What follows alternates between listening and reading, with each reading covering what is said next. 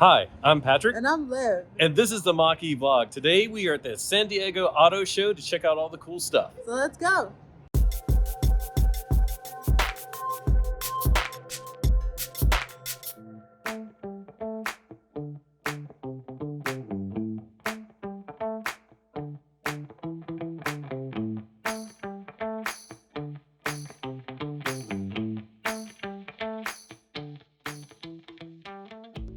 We are inside the San Diego Auto Show. Something really cool about this so far is the dead silence. Oftentimes at auto shows, even on the media days, there's a ton of music going. It's really hard to film stuff, but this is completely silent. It's awesome, and it means that I can take you with me as I look at the sweet 2023 Chevy Bolt EV. You may not know this, but this is the car that I'm speccing out to buy as our second EV. It's kind of perfect. It's got like mid 200 miles of range, really slow charging. But if you're driving around the city, which is what we're going to do mostly, we save the Mach-E for road trips. This could be really, really perfect. And it's pretty much the cheapest EV there on the market. And for the first couple months of the year, they might be getting the full 7,500 tax credit. So I'm going to hop in, check this out, see how it feels. I'm really excited. I don't think that I would get this blue though, because Grabber blue is kind of the ultimate blue. So there's an ice blue that I think looks really awesome. Let's check this out. Hopping in, I haven't spent that much time in the Bolt at all. We haven't even test driven one or anything. I've just looked at photos and I know that it's a suitable car for me. Starting with just the fact that the door handle is very simple and easy to grab. You know, sometimes we got these futzy new kind of door handles. Even the Mach-E is different, right? To grab. This is just big, ergonomic, very easy peasy. It's got more frills than you would expect for something of this price range. The cabin is really nice, very plush. This is pretty much a base model EV. So when I say EV, obviously the Bolt EV or the Bolt EUV. The EUV is like their SUV version. There's one over there, but I'm not going to turn. Well, maybe I can. It's that one over there. So it's more the SUV version. This is basically the standard. It just has like some driver convenience packages. I think it has ventilated seats and stuff. I think the base is really great. It's about 28,000. And then if you get the tax back, you could get it like close to 20,000. Pretty amazing. Let's look at how this feels to sit in though. You know me, I'm a crisscross driver. I drive with my left leg. We do have a console here that's unfortunate, but it's not big. It's not big at all, so that's not bad. I can totally crisscross. I would drive this just fine. We have a really nice big multimedia display here. I don't know what this is, 12 inches or something. It's actually pretty good. I wish this car was on. It's not, but manual air controls, which I always like, suitable on each side. I'm really excited by this. Unfortunately, front and back cup holders. I like side by side, but you know what? Then we'd have a more invasive leg situation here. So that's okay. I know this isn't a new exciting car or anything, but it might be my new exciting car, and I'm excited about that. Wireless charging down there. We got all of our necessary controls over here. Slow open. Whole ton of controls on the steering wheel. Really cool. We can answer the phone. We can control media. Coming from a 98 RAV4 that I had, this would be a huge upgrade. And behind us are two of Chevy's future EV offerings. We have the gray Blazer and the white Equinox. I think both are going to be pretty cool offerings. The Equinox, how much did that start at? Starts at $30,000. 290 horsepower, 346 pound-foot of torque. It gets about 300 miles of range. 300 miles of range. This one is like 320. It starts at 52, so it's a little bit higher end. But I think both of these are going to be some really good options, especially if you're a Chevy fan. And I think we're interested in the lower cost one because we're going to keep our Mach-E. But the lower cost one could be a cool option for us if we don't get something before then. Yeah, I think the Equinox is amazing. We need more EVs in that sort of starting range. It's going to keep getting cheaper, but when these entry-level EVs are 30,000, it means the used market in a couple of years hopefully is going to even out, and people are going to be able to start getting in that budget range. Of course, everybody's asking about the tax credits. It's so complicated right now. We won't even get into that, but I'll try to put a link below, or we'll try to put a link below with some of the latest info on the tax credits. It's changing. It's going to keep changing. So who knows? But two cool offerings. Yeah. And now we're in front of the Subaru Solterra. Wait, No. what? It's not. It's the Toyota BZ4X. Now, why did I mix them up? They're very much like sister vehicles, co-developed. Some slight differences in styling. Like I think this dark gray is like a matte black on the Subaru Solterra. They both get up to like 250 miles range. I think it's like 252 miles of range. The big negative on these is that it doesn't charge that fast. And in fact, like if you check out, like Kyle Connor did a charging test on it, and I think he had to abandon it because it slowed down so much at the top end. Now, if you are driving just around town and whatnot, you don't care about charging speeds, it's great, but I do have some reservations for that. And we'll see if Subaru is here. We haven't explored the whole show yet, but if so, we'll show you the differences between the BZ4X, which is like crazy worst name, and the Solterra. And of course, this is the only electric vehicle from Toyota. They do have a new Prius, but Really it's nice. not looking electric. Prius. It looks great, but it's not electric. It's a Yeah. plug-in hybrid at most. Now, one of the cool things about the Solterra and the BZ4X is the ground clearance. These have about 8 inches of ground clearance. So even though we're talking about it as city driving, I can indicate with my crutch bonus. See that ground clearance. These would really excel on the mountain roads or somewhere with gravel and whatever. That's a ton of clearance really for EVs with battery on the bottom of the car. So that is one way in which these stand out from other cars. And the Solterra, I think, is half inch to an inch higher ground clearance than the BZ4X. So another slight difference. But the interiors look very similar. Exteriors look very similar. And of course, all of the specs are similar. So, all right, onward. Yeah. Behind us is a Nissan Ariya. They don't have a Leaf here, but Nissan Ariya is the hot new thing. It's been coming for a while, and we just found out this is not a pre-production unit. This is actually a production unit. Yay. Yeah, this is actually being sent to someone, I believe.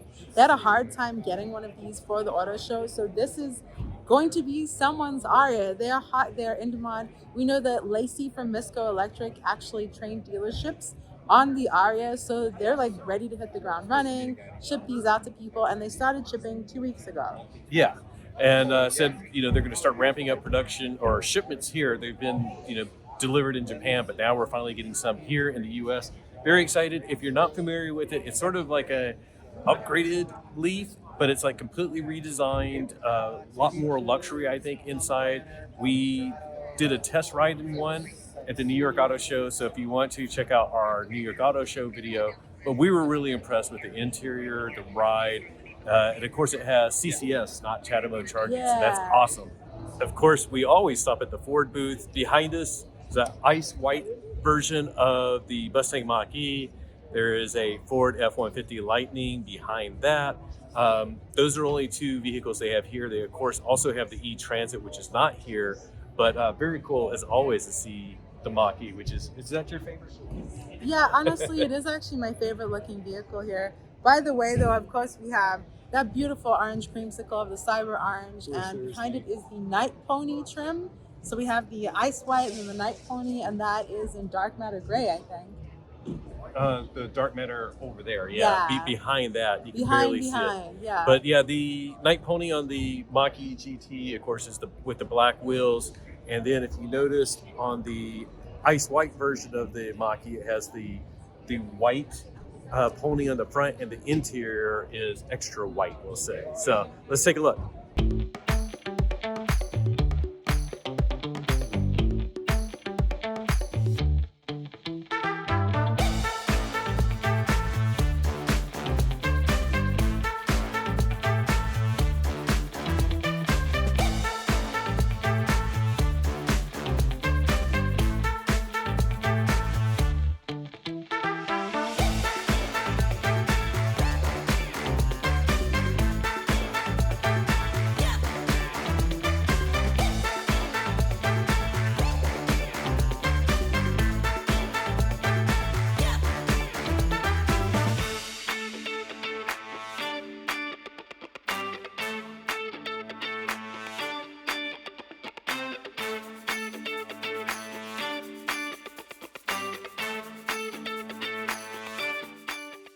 When we switched to a GT, maybe you wondered why we didn't get a cyber orange. It's a really gorgeous color, but something special is that you can get the cyber orange in other vehicles, but you cannot get the grabber blue. That is a Mustang only color. So here we have two cyber orange vehicles, but only grabber blue Mustangs.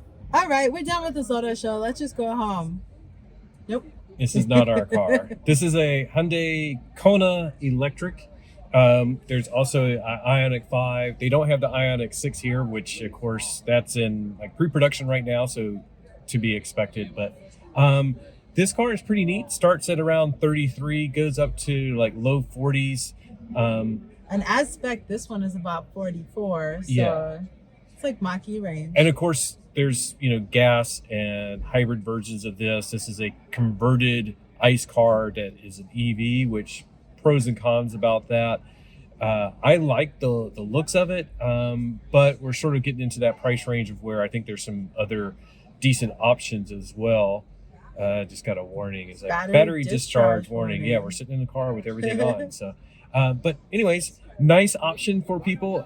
Very traditional interior. It does have a screen here for some of your nav and whatnot, but very traditional feeling because it's an ICE car that's been converted and decent range too. I believe in the mid 200s. So. Yeah, but it does have a larger console, I guess, because this is an ICE conversion. So what's it called? The transmission tunnel. Yeah. So that sucks. I don't think it would make a great option for me, but it's like a little more affordable than the Mach-E, so it's a good option for people to have. Yeah, we like options. Yeah, I think they're really cute and petite looking though. And we'll go check out the Ioniq 5, but there's a lot of attention here at the show for the Ioniq 5, and of course it's gotten a lot of attention over the past year because it's won so many awards. It's a great vehicle. Let's great go. Range, great charging. Great charging. Yeah. Go check it out. Good driver's assistance. So let's go look at it.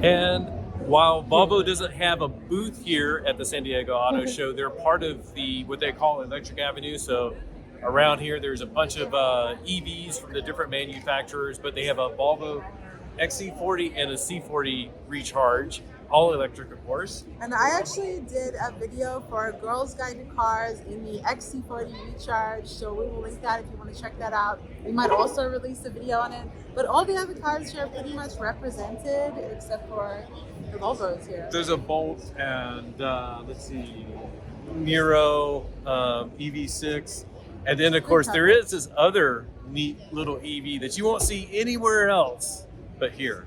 Well, I guess you will see it in San Diego. In San Diego. So let's go look at that. Yeah.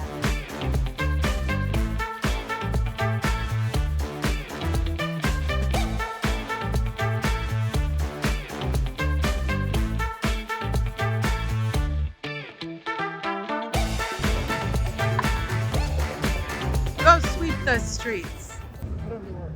Yeah. This is our new EV. Oh, really? Yeah. Forget the Bolt? Yeah, forget any of those. I mean, limited to 20 miles an hour though. That might take us a while. I mean, that'll be all right. This would be a side hustle. Yeah. Street sweeping. I like That's it. True. Bye. Oh, look, it has a joystick. Oh, that's cute. For those. Okay, we are at Kia now. This is a GT EV6. You see the brake calipers? They're like this bright lime green. What do you guys think about that? I like the red ones on the Mach-E. I don't know if I like the lime green with the red. I don't like it with the red. Yeah. But without blue, that would look great. Blue or like a gray, silver, black. Yeah. But yeah, EV6 GT, very cool. Different from the GT line. A lot more performance. The downside is it takes a big hit on range. I think it's down like around 210, 220. Behind over here, you can see the Nero EV, the 2023, with the like two-tone paint job. That's the Wave edition, I believe. Yeah, Wave edition. Yeah. Pretty cool. It's around 40,000 for those. Not a bad price, not a bad option. It is a EV that's built on the ICE platform as well, so feels very traditional, but it also feels very ICE. So depends on what you want.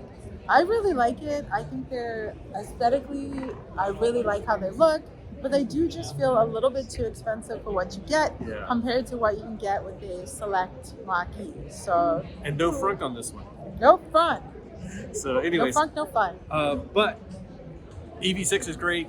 They have another in Electric Avenue that's just a regular EV6, and it's that like gunmetal gray matte color that I really love. But the red looks good. Just not sure about the brake calipers with the red. So lots of cool stuff. Okay, there's a car back there. I swear, there it is. The ID4. We are at the VW booth. So there's no ID buzz at the booth, but there is buzz about the VW. Oh, he said he was gonna be lame, and that's what it was. That was pretty lame. Okay. Anyways, but it was cute. A lot of interest in the ID4. I don't know if this one is from Chattanooga, but they had another one on Electric Avenue that's from Chattanooga, which means it still qualifies for the $7,500 tax break as of today. Things are changing. But anyways, $7,500 for the Chattanooga ones because they're built in North America. The European ones don't qualify and won't qualify. So complicated tax rules, link down below. And it's only going to get more complicated because VW is releasing new models of vehicles at CES next week to the North American market. We don't know what it's going to be. We're speculating. I'm hoping it's something petite. You think it's I think it's a sedan. Yeah, the E-Passat maybe, but it's not one. Yeah, ID Aero. Ooh, obviously that news is probably out by the time this is out. Maybe, I don't know. Speculate down below and surprise yourself or something. But we're about done. Let's see if we missed anything. Yeah.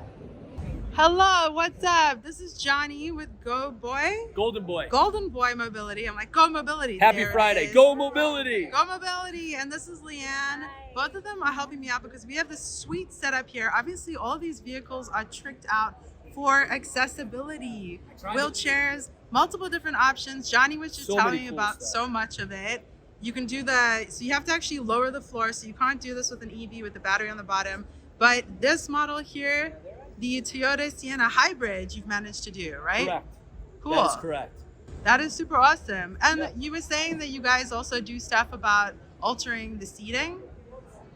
So there's a lot of different options of what can make a vehicle compatible for a different person based off of their needs, potentially a current vehicle that they have, or whatever it may be, or even just their preferences. So it's not just lowering floors on vehicles and installing ramps, but there's also options that we can, if you're having issues getting in and out of your car, we could install a seating application to assist with that if your vehicle is compatible, or a lift application if you have a mobility device that is too heavy for you to get into your vehicle. There's ones that can be hitch mounted on the outside. We can work on getting it on the inside of your vehicle, all these different things. So essentially, the important thing is getting in touch with somebody like us to then say, okay, here's what I have, here's what I need, what can we do? So that somebody will review all the options with you, and then you can kind of refine that based off of your preferences, what you like best and what you think is the best fit. And you gave a rough ballpark, which was pretty rough to hear, right? Around 30 to 40, let's say. So so if you were to have let's say you just bought a brand new minivan, whether it was a Chrysler Pacifica, Toyota Sienna, or a Honda Odyssey, and you wanted a lowered floor conversion that has a side entry power ramp like this one does, that's also in floor. Those conversions can run anywhere from about $32,000 to $40,000 depending on the vehicle when they're brand new.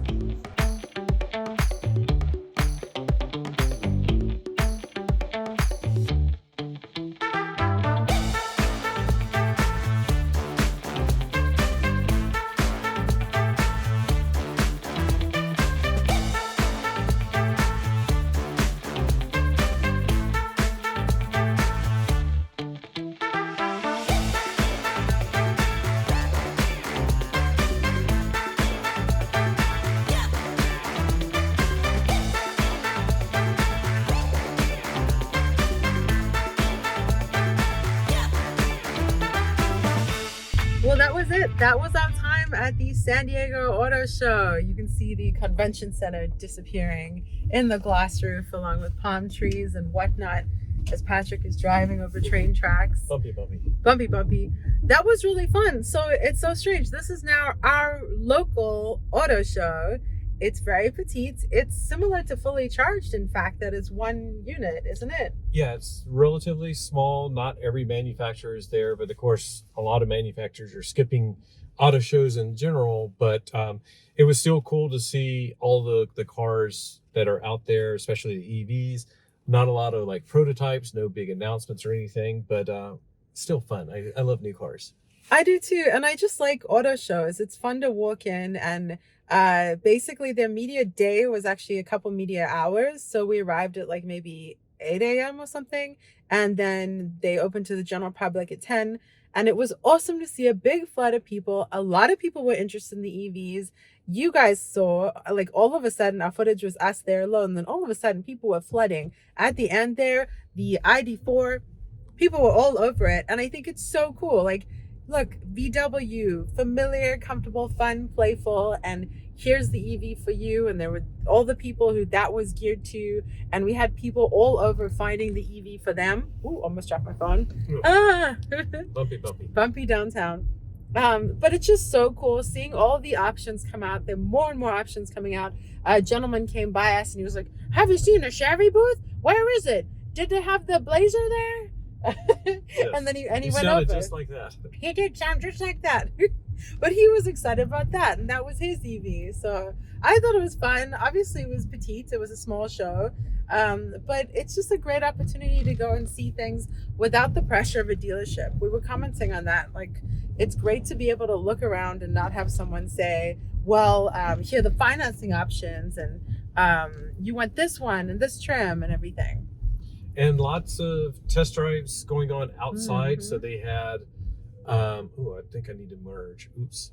Lots of test drives going on outside. They had the Mach-E, Maverick. I saw an ID4 go by. Audi was there. Which we didn't see him inside, but we saw him doing test drives. So yeah, so obviously Audi has a couple electric offerings, but they weren't on the inside. There were some hybrid offerings as Lexus and Jeep, but as far as all the EVs, you saw them with us here. We will catch the San Diego Auto Show next year, and hopefully it's grown even bigger and more EVs, and there are planes flying over the road. San Diego is really weird. Anyways, thanks so much for joining us for this video as we toured the San Diego Auto Show and all their electric offerings. that's about it. That's it. Yeah. Should we say bye? You got to see your outro. No, first, big thank you to our patrons for supporting this channel, for helping us afford to buy mics, which we left at home. So I'm glad she said we, because it was me. I know. It was Jenna taking responsibility too. Right. It's all his fault. He left him at home. That explains the audio quality. Next video will be better. All thanks to you patrons. Thank you to you guys for watching. And just remember that whatever you drive, whether it has a glass roof with palm trees through it or anything else, anything at all, enjoy the ride. Bye.